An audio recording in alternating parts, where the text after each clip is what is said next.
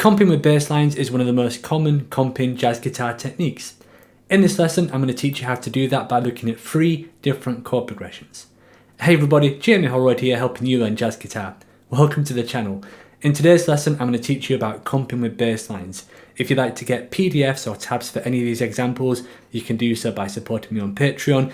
If you're new to jazz guitar and you want a structured guide to learning, then please check out my free beginner jazz guitar guide, which is listed and linked below. Let's get on with the lesson.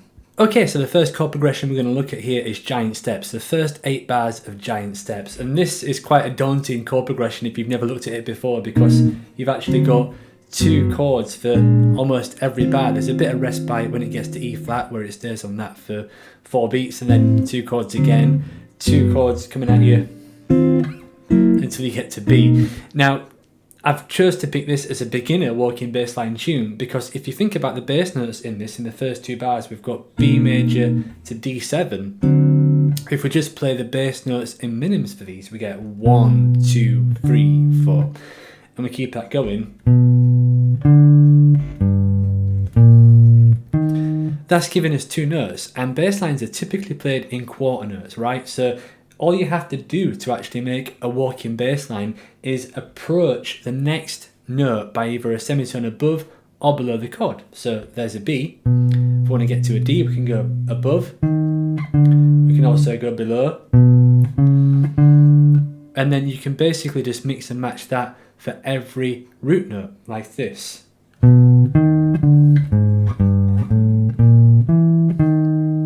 Okay. So if you put some chords with that,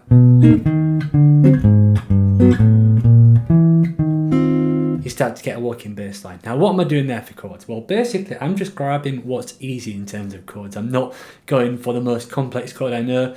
I want something that's going to be accessible there. So in terms of the right hand, I'm basically plucking the bass note with the plectrum and then getting the chord on the end of 1. Like that, okay? And on the etude that you're going to get, I've recorded me playing the etude exactly as it's written, but it's actually quite hard to do. So I actually recommend trying to get the concept and kind of make your own bass line, because if you try and play it exactly as it's written, then you could get in trouble.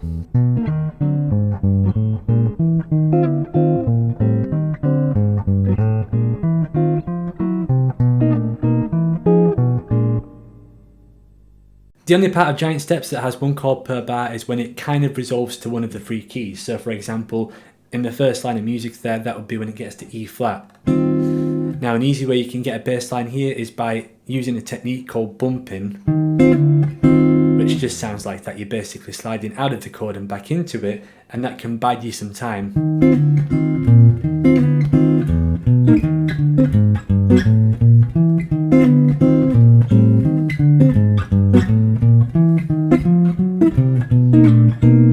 Right, so that's something you can always do. Of course, you can make a more linear bass line.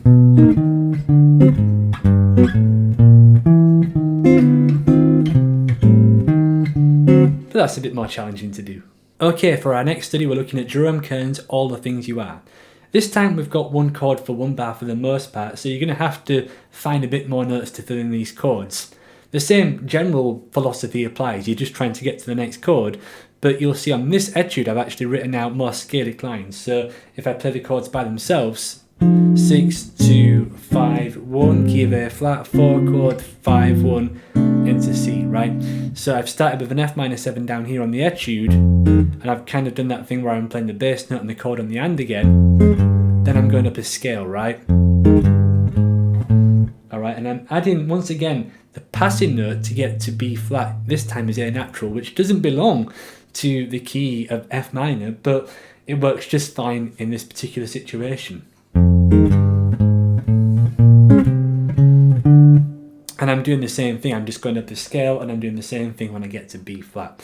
So let me try and play the first couple of bars for you, and you're going to see that I'm going to keep glancing at the music here, because as I said, I don't really memorize these bass lines, I kind of vary them slightly, so it's very hard to play the exact same thing every time. So here we go.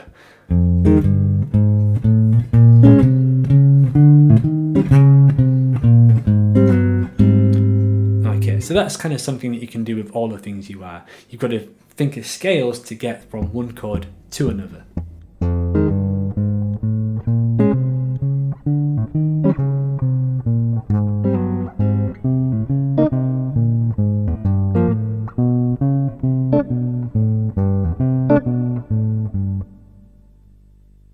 last progression that I'm going to teach you a walking bass line for is the bridge to rhythm changes. Now, the reason why I picked this one is because if you look at a lead sheet to this, you'll see something like this. D7 for 2 bars, G7 for 2 bars, C7 for 2 bars, F7 for 2 bars. While that could be fine for soloing or even just general comping, for bass lines it can be problematic because it's quite hard to fill 2 bars with just one sound. It's obviously not impossible, and I'm sure a proper bass player could do this easily, but an easy hack that you can do to avoid this problem is to think of the 2 that goes with the dominant. So D7, the 2 that goes with that is A minor, right? Okay, so you can think 2, 5, and you can do the same thing for G7 there, rather than just lay on that G7, D minor, G7. Same thing for C7, G minor, C7. When you get to F7, same thing again. And I'm basically using the same techniques that I've already discussed. A minor, D7, D minor, G7, G minor, C7, C minor 7, F7, and then I'm back to the A section of rhythm changes, which is kind of easier than the bridge. So that's one thing that you can do there. Think of a 2 chord that goes with a 5, and this is the same notes, right? Obviously an A Dorian scale has the same notes as a D Mixolydian, so you're not playing anything different, but that thought philosophy tends to make that much easier. So I hope that helps you out. I hope you found those studies useful and it helps you get started with walking bass lines. If you have any questions, feel free to drop them below, and if you enjoyed this content, don't forget to subscribe.